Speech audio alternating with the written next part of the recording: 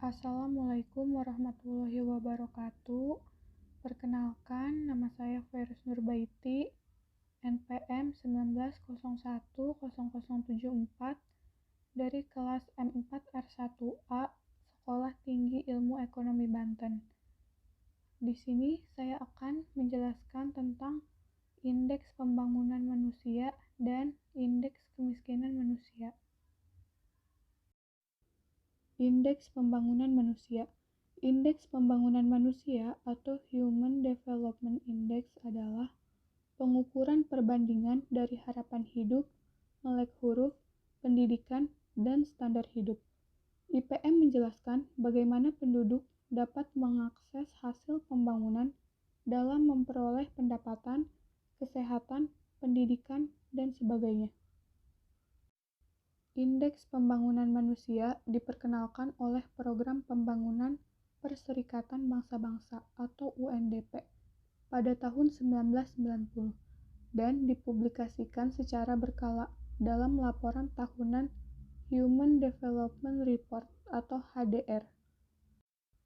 Indeks Pembangunan Manusia digunakan untuk mengklasifikasikan apakah sebuah negara adalah negara maju, negara berkembang, atau negara terbelakang, dan juga untuk mengukur pengaruh dari kebijaksanaan ekonomi terhadap kualitas hidup.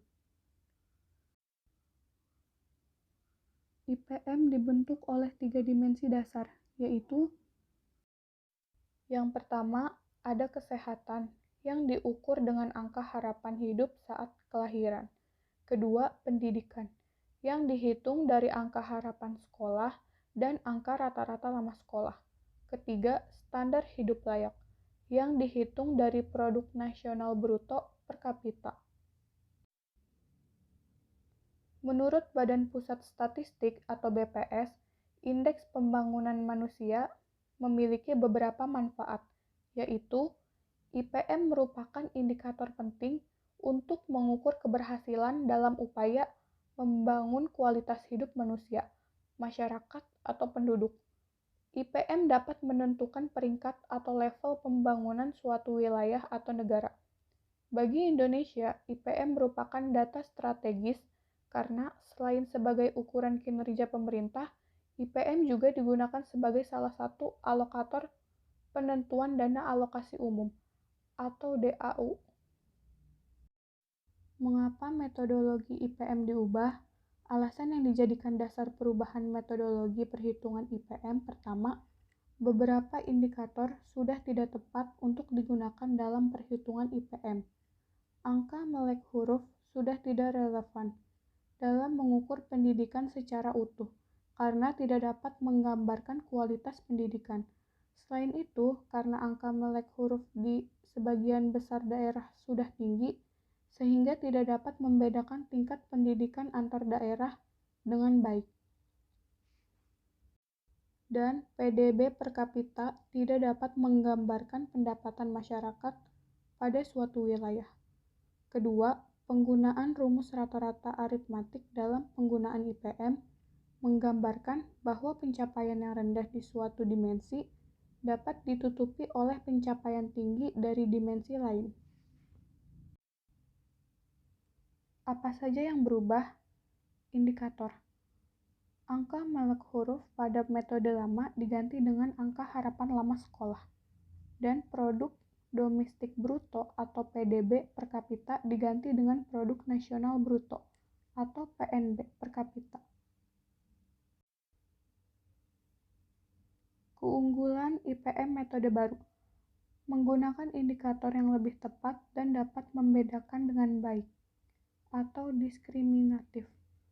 Dengan memasukkan rata-rata lama sekolah dan angka harapan lama sekolah, dapat diperoleh gambaran yang lebih relevan dalam pendidikan dan perubahan yang terjadi. PNB menggantikan PDB karena lebih menggambarkan pendapatan masyarakat pada suatu wilayah. Dengan menggunakan rata-rata geometrik, dalam menyusun IPM dapat diartikan bahwa pencapaian satu dimensi tidak dapat ditutupi oleh pencapaian dimensi lain. Artinya, untuk mewujudkan pembangunan manusia yang baik, ketiga dimensi harus memperoleh perhatian yang sama besar, karena sama pentingnya. Selanjutnya, indeks kemiskinan manusia. Indeks kemiskinan manusia atau IKM adalah indeks komposit yang mengukur derivasi atau keterbelakangan manusia dalam 3 dimensi. Yang pertama, lamanya hidup, kedua, pengetahuan, dan yang ketiga, standar hidup layak. IKM ini mengartikan tingkatan status kemiskinan manusia di suatu wilayah. Nilai IKM berkisar antara 0 sampai 100. Semakin tinggi nilai IKM menunjukkan tingkat atau derajat kemiskinan penduduk di suatu wilayah semakin tinggi.